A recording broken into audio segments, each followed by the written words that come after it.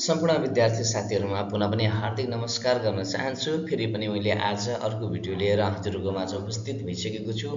तपाईहरु कक्षा 9 र 10 मा पढ्दै हुनुहुन्छ भने तपाईहरुका लागि अति महत्त्वपूर्ण व्यवहारिक लेखन खण्ड अन्तर्गतको प्रश्न नम्बर 13 मा सोध्ने प्रश्नहरु मध्येको सम्पादकलाई चिठी भन्ने प्रश्न लिएर उपस्थित भइसकेको छु। सम्पादकलाई चिठी अर्थात् सम्पादकीय भनेर सोध्ने गर्दछ।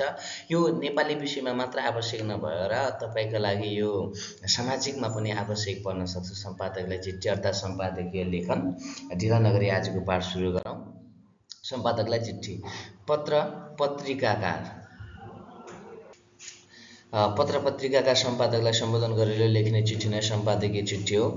सम्पादित लेख रचना वा सिर्जना पढेपछि सहृदय भावका मनबाट उत्पन्न हुने भाव तरङ्गलाई पत्रात्मक शैलीमा अभिव्यक्ति गर्ने पद्धति विशेष नै सम्पादकलाई चिठी हो। यो सम्पादकलाई सम्बोधन गरेर लेख्ने चिठी हो है त। सम्पादकलाई चिठी लेख्दा ध्यान दिनुपर्ने कुराहरू यहाँ दिएको छ। शीर्षकसँग सम्बन्धित प्रसङ्ग मनन गर्ने, भाव वा विचारलाई श्रृङ्खलित गर्ने, सम्पादकलाई सम्बोधन गरेर चिठी लेख्ने, आफ्ना विचारलाई पुष्टि गर्ने तथ्यहरू प्रस्तुत गर्ने, सरल र स्पष्ट भाषामा सबैलाई बुझ्ने गरी अभिव्यक्ति दिने, कसैप्रति गलत भावना सम्प्रेषण गर्ने अभिव्यक्ति नदिने। सम्पादकलाई चिठी लेख्दा विषयका रूपमा शीर्षक रुजु उपयुक्त हुन्छ। अब यसको लागि नमुना प्रश्न हेरौँ।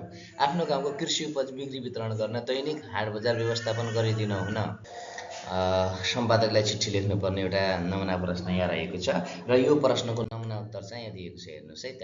मिति 2082 एक महिना यता ल श्रीमान सम्पादक अर्थात् श्रीमान यता गएको रहेछ, श्रीमान चाहिँ यहाँ हुन्छ। श्रीमान सम्पादकज्यू, यो सम्पादकको श्रीमान चाहिँ टेक्निकली प्रोब्लम भएको हो। यसलाई चाहिँ हामीले यहाँ लेख्नुपर्छ यता। श्रीमान सम्पादक कान्तिपुर दैनिक थापाथली काठमाडौँ। विषय नियमित बजार लगाउने सम्बन्धका बारे भन्ने रहेछ। महोदय भनेर यसरी चिठीको विषयवस्तुहरू अर्थात् सम्पादकलाई लेख्ने पत्रको विषयवस्तुहरूलाई यसरी मिलाएर लेखेको छ। कि त यो ठाउँका यातायात बाटोघाटो समुचित व्यवस्थापन गर्नुपर्ने, कि त यहाँको दीर्घकालीन समस्या समाधान खोज्नुपर्ने, अथवा म यस राष्ट्रिय लोकप्रिय पत्रिका मार्फत सम्बन्धित निकायको ध्यान आकर्षण गराउन चाहन्छु भनेर यसरी लेखेको छ। अनि भवदीय स्पर्श पौडेल तिलोत्तमा नगरपालिका रूपन्देही भनेर यसरी तल यो सम्पादकीय लेख्ने व्यक्तिको चाहिँ एड्रेस ठेगाना विवरण दिएको छ। अब यसको चाहिँ खामको नमुना दिएको छ। यहाँ हेर्नुहोस्। खामको नमुना पठाउने चाहिँ स्पर्श पौडेल तिलोत्तमा नगरपालिका वार्ड नम्बर 4 रूपन्देही लुम्बिनी प्रदेश। पाउने चाहिँ श्रीमान सम्पादक कान्तिपुर दैनिक थापाथली काठमाडौँ बागमती प्रदेश भनेर। अब अभ्यासका लागि दुईवटा प्रश्न मैले यहाँ राखिदिएको छु। गाउँमा हरेक वर्ष बाढी र पहिरोको प्रकोप भइरहने भएकाले यस वर्ष चाहिँ समयमै व्यवस्थापनका लागि पहल गरिदिनु हुन भन्दै कक्षा 10 का विद्यार्थीका तर्फबाट कुनै राष्ट्रिय दैनिकका पत्रिकाका सम्पादकलाई चिठी लेख्नुहोस् भनेर दिएको छ एउटा। अनि अर्को दिएको छ।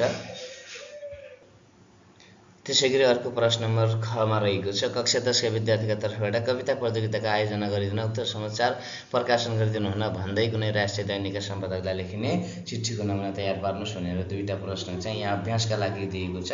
कृपया तपाईहरुले यी दुईटा